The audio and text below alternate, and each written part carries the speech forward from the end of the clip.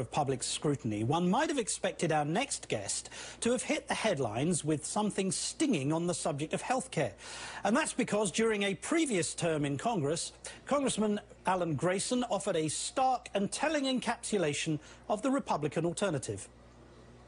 Here it is, the Republicans' healthcare plan for America. Don't get sick. That's right, don't get sick. If you have insurance, don't get sick. If you don't have insurance, don't get sick. If you're sick, don't get sick. However, this week, Congressman Grayson has captured the attention with a fundraising email that has nothing to do with the Affordable Care Act and has proven a little inflammatory. Mr. Grayson used the indelible image of Klansmen burning a cross to form the letter T in the word Tea Party. The caption reads, "Now you know what the T stands for." When the email was revealed, Mr. Grayson issued the very opposite in an apology, saying in response that if the hood fits, wear it. As you can imagine, this has provoked a great deal of consternation among his Conservative critics, but it's also upset some of his Democratic colleagues.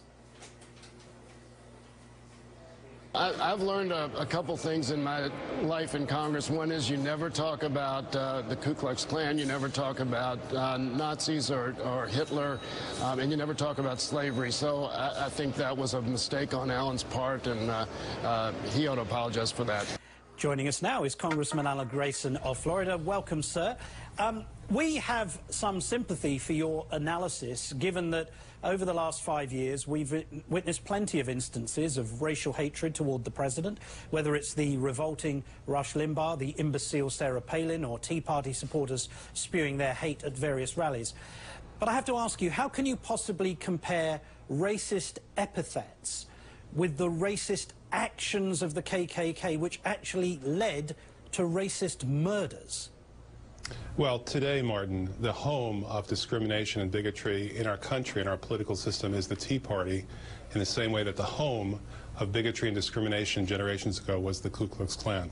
I'm pleased that we haven't gone so far as to see those murders, but the analogy holds to that degree. In fact, we saw it on your show last week when Larry Klayman exhibited gross racism. We saw it last week when a Confederate flag was waved in front of the White House by Tea Party fanatics. Sure. No, I accept what you're saying, sir. But I have to ask you, on the night of June the 21st, 1964, Michael Schwerner, James Chaney and Andrew Goodman were lynched by the KKK near Philadelphia, Mississippi. How many young black and white civil rights workers has the Tea Party lynched? Martin, I have given a reproduction of the painting of that incident to our local African American History Museum. I am well aware of what you're describing. Sometimes analogies are imperfect, but the fact remains that so 3 years ago... Let me finish, Martin. Do you accept please. that that may have been an inappropriate analogy? No, and I'll tell you why. Because the modern-day torchbearers for the Civil Rights Movement, the NAACP, 3 years ago, implored the Tea Party to remove the racists from their midst, and they failed to do so. And 2 years ago, another African-American congressman said, specifically, you and me, they'd like us hanging from a tree.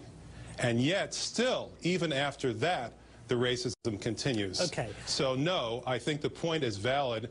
And in fact, what needs to be done is for the Tea Party to expunge the racists from their midst. Now, the GOP civil war is due in large part because it cannot prevent and often will not condemn some of its most hateful members from making the most, incendiary and discriminatory comments. Don't you yourself thereby debase your own party by arguing on their level? Martin, do you think that racism is the same as calling out racism? Do you think that my effort to end racism in America is somehow analogous to racism itself? No, that's ridiculous. No, what I'm saying to you, sir, though, is that you've heard your colleague John Yarmouth say that he felt that that wasn't the best analogy, that using that kind of example is inappropriate. And doesn't it actually denude the very evil of the KKK, who did perpetrate such horrific murders upon people? I mean, let's be honest, the Tea Party has not done that. I imagine that John Yarmouth does not have emails from Tea Party members going to him saying, "Go to hell, Jew boy," or "I wish that it were you on that cross." So maybe John Yarmuth does see it differently from the way Grayson, I do. I receive emails from people regularly describing me in the most inappropriate terms and asking that I be murdered and shot and hung. I accept that that happens. The point I'm simply making to you is that, is it appropriate to use such heinous crimes and to analogize them when describing the Tea Party, when you and I know members of the Tea Party have not perpetrated murders or lynchings? And the point I'm making to you, Martin, is that if you don't speak out against it, then in effect you're collaborating with it. And in fact, if you give someone like me a hard time for speaking out against it, then maybe you're collaborating with it.